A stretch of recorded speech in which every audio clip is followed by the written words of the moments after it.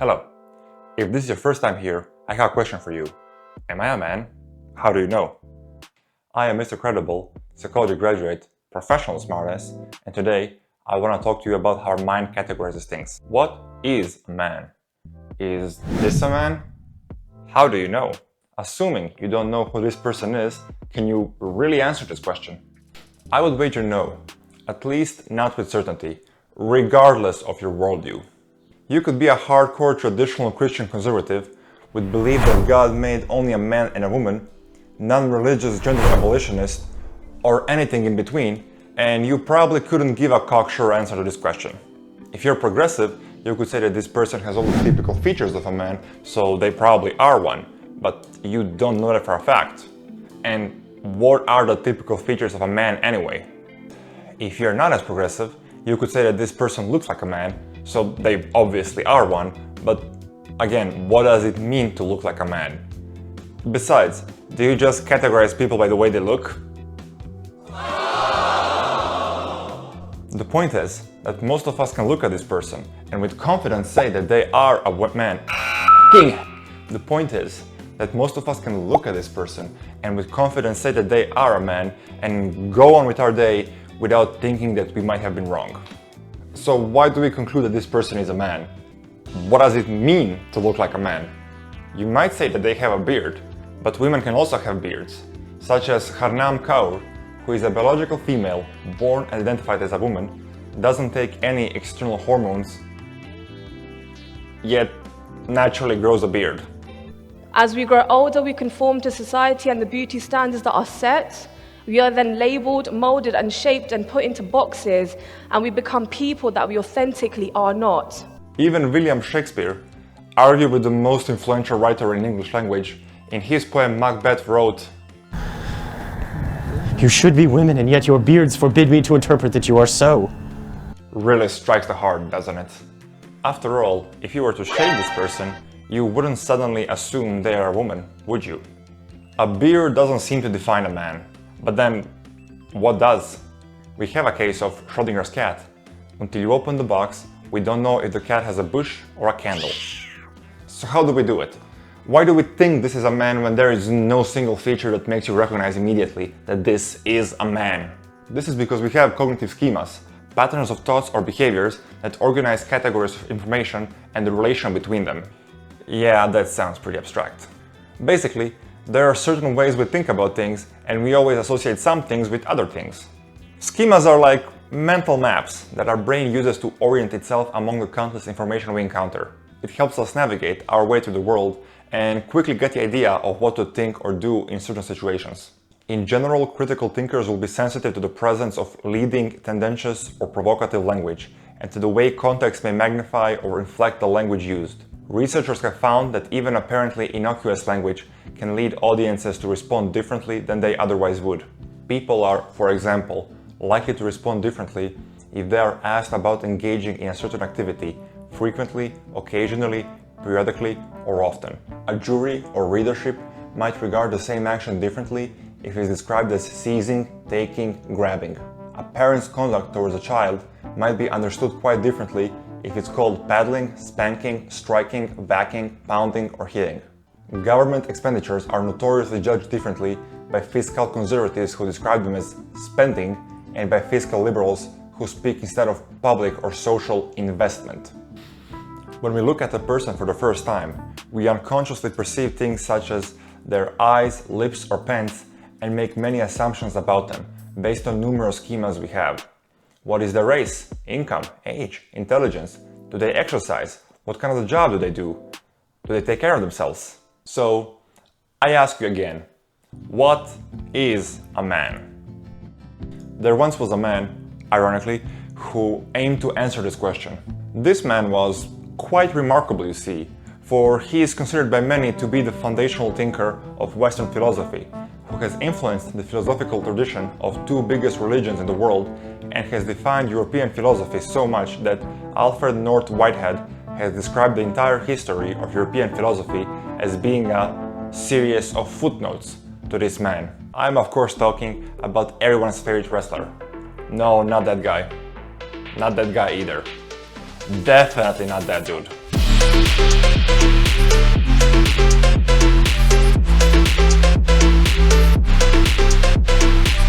I'm talking about Plato. You see, Plato, he was an idealist. He believed in a world of perfect ideas, while everything in the physical world is merely an imperfect manifestation of such ideas. And though modern science doesn't dabble in this world, the concept is vaguely similar to cognitive schemas, because they are mental representations through which we can, imperfectly as we are, interpret what we are physically perceiving. So you might ask, what brilliant solution did Plato have for our problem? How did he define a man? According to a well-known story, Plato has said that man is an animal, biped and featherless. Upon hearing this, another philosopher called Diogenesis has run into Plato's academy with a plucked-out chicken saying, "Behold, Plato's man!" Yeah, general consensus seems to be that Diogenesis has won this exchange. Did that story actually happen? Well, who knows, but why let a bit of truth get in the way of a good story, you know? Although in Plato's dialogue, The Statesman, he does talk about how hard is it to make useful and correct distinctions, and he does put men into featherless biped categories, so... Okay, enough about Plato for today. So, it can be hard to define schemas, but they are categories under which we place things and living beings, right? It's not that simple. It's never that simple. Schemas are not just about things, they are our very own way of perceiving. As we go through the world, we constantly orient ourselves through them. They are like filters that your brain uses to analyze any information it encounters. The term was first popularized by British psychologist Frederick Bartlett in his book Remembering. Bartlett conceptualizes schemas as a unitary mass of our past experiences through which we interpret, well, everything. But this unitary mass, you see, it is not static. It is constantly changing and interconnecting as we are absorbing more living experiences and ideas. He gives an example of making a stroke. You do not make something entirely new, nor do you repeat what you have seen before. You are creating said stroke based on your idea of what that stroke is supposed to be. You have a schemata of all the moments that go into creating a stroke and their interrelations. Bartlett made a case study where he read the story War of the Ghosts to a group of British students. The story was Native American one from the Chinook tribe. I hope I pronounced that correctly. This is not a linguistic channel. The story contained many aspects that would be quite unusual for a person who grew up in British culture. If you're interested in this short story, you can read it here. He then proceeded to ask students to retell the story, first days after he told it to them, then weeks, and even up to a year later. And he found quite fascinating results. The more time passed, the worse students would remember the story. Okay, I guess that was expected. However, what was actually interesting was the manner in which they remembered the story. You see, the more time went on, the more the students changed the story in a way that made sense to them. Canoes became rowboats, seal hunting became fishing, and aspects that were initially illogical to students started making sense as they started giving causal reasoning to events. By adding more words such as because and therefore, the more time went on. This shows that the more students forgot the story, the more they would fill it up with details that were consistent with their schema, with their culture. Now, if I showed you a picture of this study room and asked you to list all the objects you have seen, what objects would you remember? Go on, give it a try. I'm not going anywhere. There is a decent chance you say you might have noticed a book. At least that's what happened in the experiment by Brewer and Trans. People have an idea of what study room is supposed to be, and the books are supposed to be there, so there probably was a book there somewhere. If you remember the video on pattern recognition, the similar principle applies here.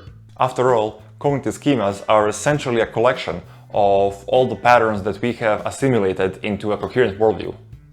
Relatively coherent. This makes them vital for us to function, as they allow us to easily organize all the information and navigate the world efficiently. But it also leaves us highly vulnerable to biases. For example, a study by Jolie et al. Tested the British people. The study found that as a person was exposed to more anti-Semitic information, they started having worse opinions of Jewish people. Obviously, But they also started having worse opinion of other groups they were not a part of, such as Arabs, Irish, Americans, poor people, elderly? Huh. I hate Arabs. Well, that's fine, because I'm not an Arab. Well, you're all Arabs to me. The blacks, the Jews, those blue tree-hugging queers in Avatar.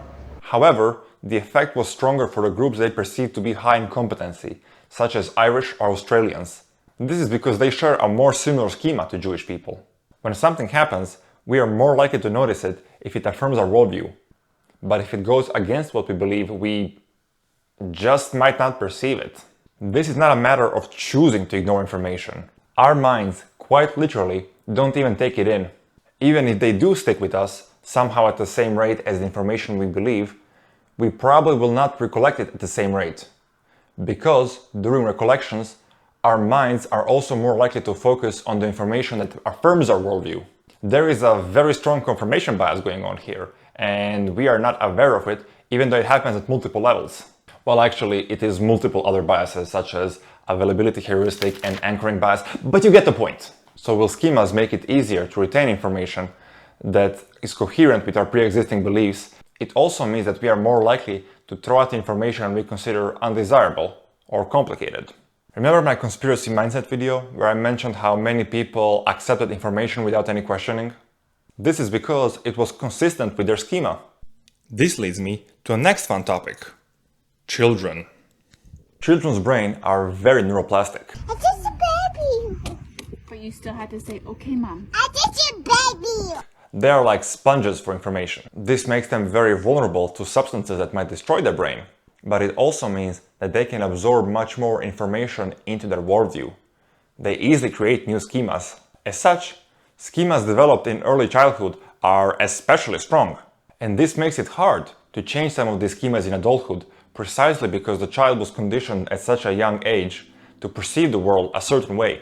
If a child grew up in poverty, was abused, neglected, or didn't feel secure enough, they might develop early maladaptive schemas. Maladaptive schemata are like defense mechanism against nearby threats, but they become very detrimental in normal everyday life. If a person has developed a negative schema toward others, they also might perceive threats everywhere and become more paranoid. However, there are also schematas related to ourselves, how we perceive ourselves, who do we think that we are. Schemas can function in a loop. Maladaptive schemas don't only cause us to feel worse, they actively make us act in a way that will further propagate them.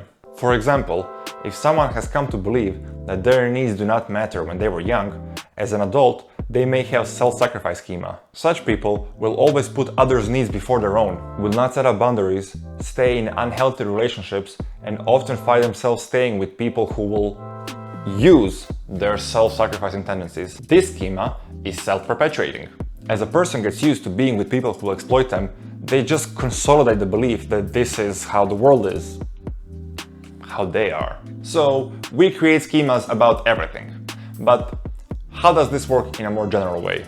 Some schemas can become so strong and widespread that they affect entire societies. After all, social pressure is a very strong factor that includes the way we think, act, and even recall the information we have already encoded. Let's take everyone's favorite example of social schemas. Racism, let's do that shit, huh? Come on, if you're racist and you know it, clap your hands. What the fuck, bro? How are black people perceived in the United States of America? I don't know if you have noticed, but I am not black, and coincidentally, I have never been to the United States. So who could possibly be a better person to give a brief overview of a pretty complex topic which integrates historical, social, political, and economical factors? Warned you, I'm a smartass. I see colored people. In 1964, a Civil Rights Act was made, which prohibits people or businesses from discriminating against others based on, among other things, the color of their skin. Doing this has ended racism and everyone has lived happily ever. Yeah, so that didn't happen. But why? Well, a lot of reasons. But in relation to today's topic, since we're talking about schemas, how our unconscious attitudes affect how we treat the world, and how do we perceive black people? It's not good. It's not good at all. Regardless if we want it or not, our schemas affect how we treat others. Let's imagine a man whom we will call Mike. Mike is a motivated young African-American man who has finished a good college despite the fact that he was aware of negative American stereotypes about black people's academic and intellectual performance. Mike wants to get a well-paying job, so he tries to apply at the company. As black people are more often associated with lower-paying jobs, crimes, or ghettos, society is more likely to treat them as such. A white candidate that is equally as qualified as black candidate will receive much more callback. With USA arguably being the least discriminatory country in the Western world, actual American W, I guess. For example, in this 2003 study, black college students had the same job callback as white convicted felons. Even when they do get a callback, they are often put in a position where they do more manual labor but get paid less, which Mike cannot afford because he has $1 bazillion of student debt to pay because he studied in America. If Mike gets sick or injured, he might be less likely to receive appropriate medical care or have more problems with his healthcare practitioner due to implicit biases. And considering Mike lives in a country where basic healthcare is very expensive, he'll have a hard time properly recovering. In fact, some studies suggest that a relatively small amount of total discrimination is conscious. Most might be by people who do not believe they hold racist views per se, but are affected by implicit schemas. There's a lot of argument over this though. Now, it is important to remember that how we act upon certain schemas, and are they even present, depends on many factors.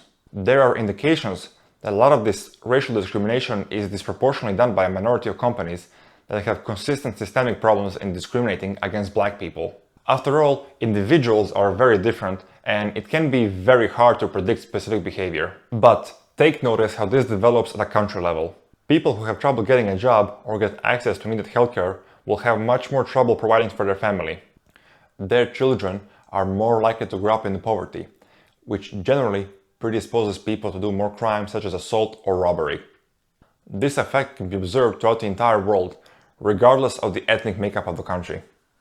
Breaking law is, well, illegal if you're poor, and this means that people might get arrested. This is especially true for black people who get stopped and arrested disproportionately compared to how much crimes they have committed. Once they are brought to the court, because of the schema that they are criminals, judges might unconsciously give black men harsher sentences than those of white men for the exact same crime for the exact same circumstances. With more black men in jails, black families will often struggle more economically, and as we already said, this often leads to more crime, creating a loop. This schema is self-reinforcing. The implicit bias that the black people are less suited for the corporate jobs or that they are more likely to be criminals actively leads to less black people being able to land better paying jobs and committing more crimes. Even when the young adults try to break the loop, they still have hardships to overcome because they have to prevail despite the worst circumstances brought upon them at home, hospitals, and workplace. Schema gets confirmed, loop gets strengthened, and people keep being treated as worse without a single bad person necessary. Which is not to say that there aren't conscious bad actors, but hey, this is about schemas now, isn't it? And racism, man. Unfortunately, we just have certain schemas of how the world works, and we use it to categorize information, things, and, well, people. However, it is important to keep in mind that schemas do not necessarily offer hierarchical, unconscious preferences. They are categories, which can put some concepts higher in one aspect, but lower in the other. Back to a man example, some companies may have implicit preferences for men and other for women. This especially goes for the type of job one does, where men will have unconscious advantage in high-paying jobs, but women in lower-paying ones. In 1994, Alice Eagley and Antonio Madenitz coined the term "women are wonderful" effect, which is our tendency to associate women with more positive traits. But if you're looking for a job related to intelligence, we are more likely to disregard equally qualified girls in favor of guys. The good news is that it is possible to change the schemas. If a person is repeatedly exposed to information that is not consistent with their schemata, they eventually may abandon it and adopt a new one. Even criminals who are caught in self-reinforcing loop of negative schema can develop more positive ways of looking at the world. This is the goal of schema therapy. Change the way a person thinks and feels about their negative schemas and replace them with the positive ones that make them happier and more successful. By changing your self-schema, you can make yourself more like the person you want to be. If your self-schema is of a person who works out, for example, you'll be more likely to work out in the future. It's all in the way you perceive yourself and the world. Easy, right? Unfortunately, taking life-changing steps is a hard process. But we all have to start somewhere now, don't we? If schemas lead to us acting in a way that is harmful to us and those around us, I think we have the duty to change them. We need a better way of looking at the world. Then we can do better. Then we can be better. The next video will be a bit different. I will use a real-life example to show how important it is to have properly defined schemas and what happens when we do not. Because you are valuable. You are worthy of that happiness, regardless of the turmoils that you go through, regardless of what life throws at you.